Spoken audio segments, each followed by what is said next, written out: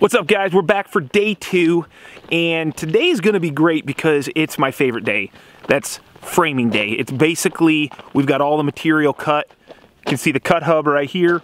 Look for that video over on the channel also where I talk about that. That is probably the most expensive, but most thought out and most well-made miter saw station I've ever seen. But anyway, today is all about framing, and we've got our walls. We're gonna start standing up, start framing really quickly today, and then we're gonna hopefully get to our trusses, if time works out, I guess. We've got all of our walls laid out. We got our lumber cut up. We got the Kubota ready to go with that sweet boom. Cheyenne Teleboom 200, I think is what it is, and I don't remember the cost of that thing. I bought it used from a guy, but I love this day, so let's get at it and let's start putting these walls up, because that's what's gonna really define the space and start making this look like a building and not just a concrete wall outside of some gravel.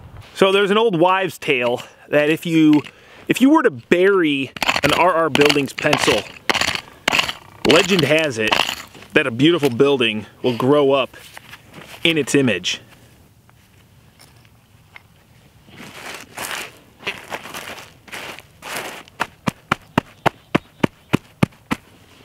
Some water, bro. Oh, good. All right, here's to a beautiful building.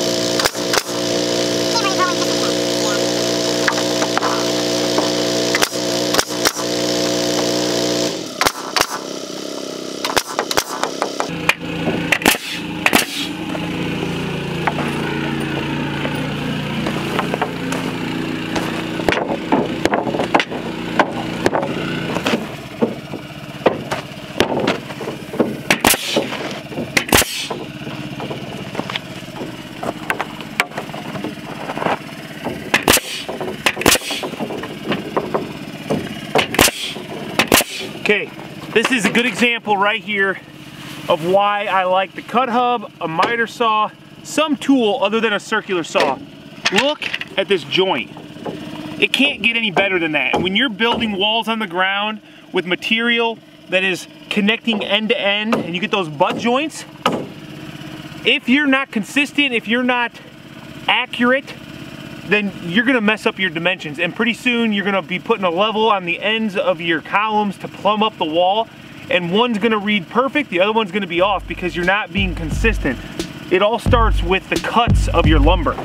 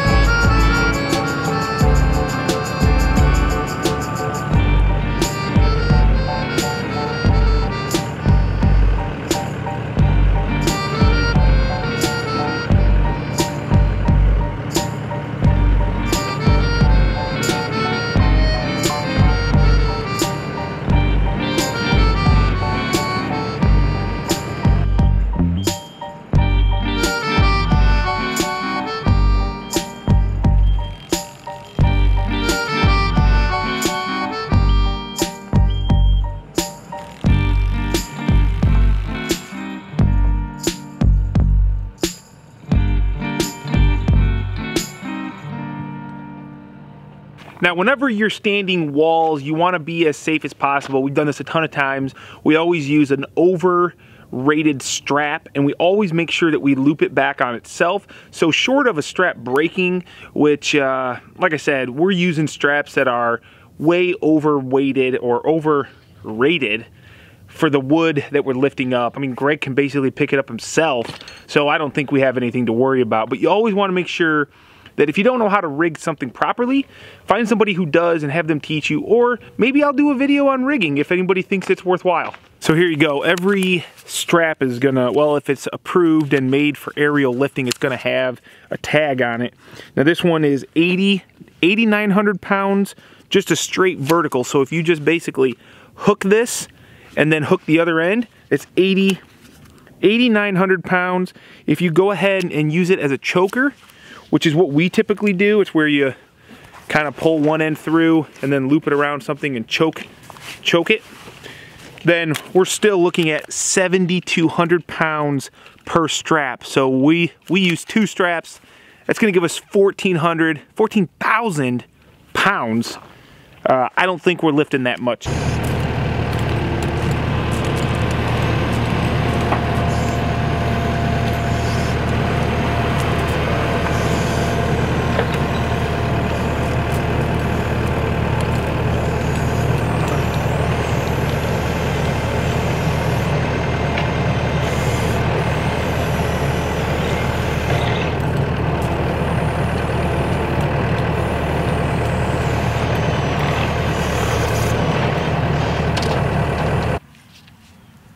You like it? Yep.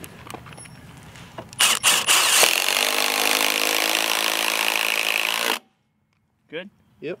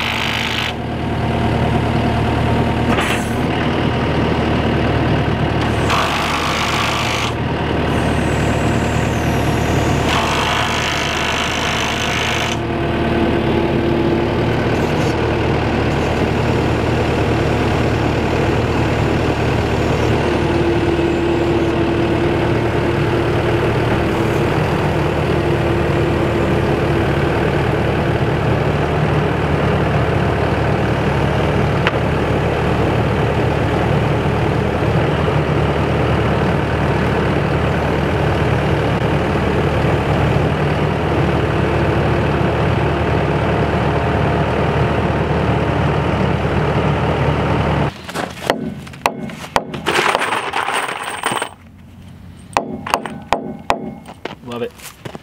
Good? Yeah. Like it? Love it.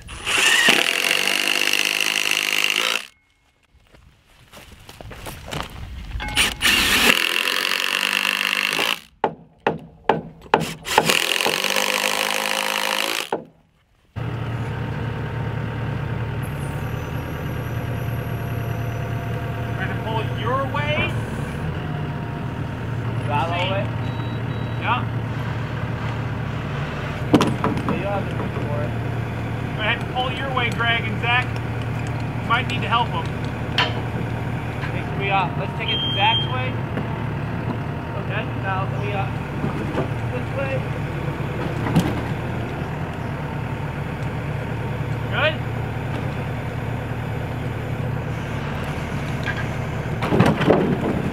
You have to yell at me if something ain't good. I'm not good. Huh? Alright. Or don't yell at me, Zacharias. Zach, Greg, you gotta go further back.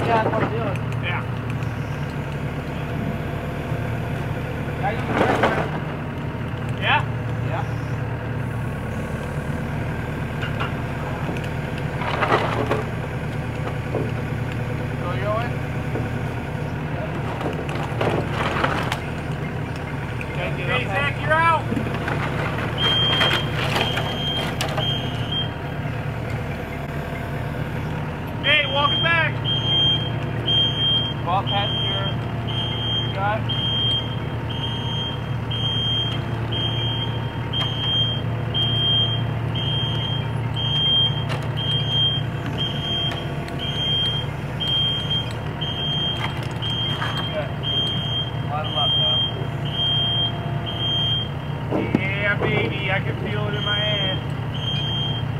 Yeah.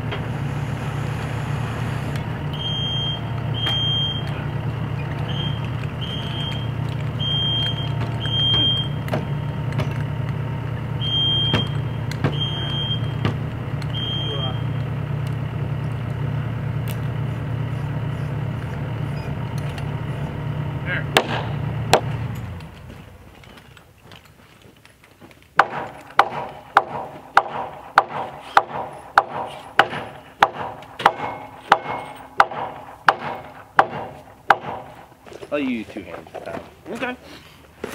You probably beat me, but that's cool. I can't always win, Greg. Okay, you ready? Are you ready?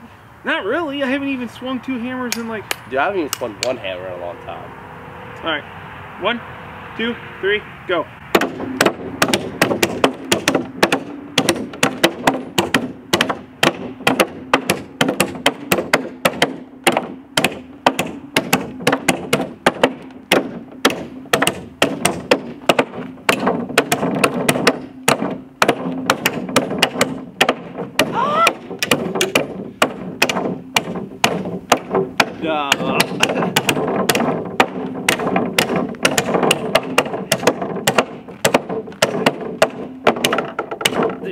I bet my neck.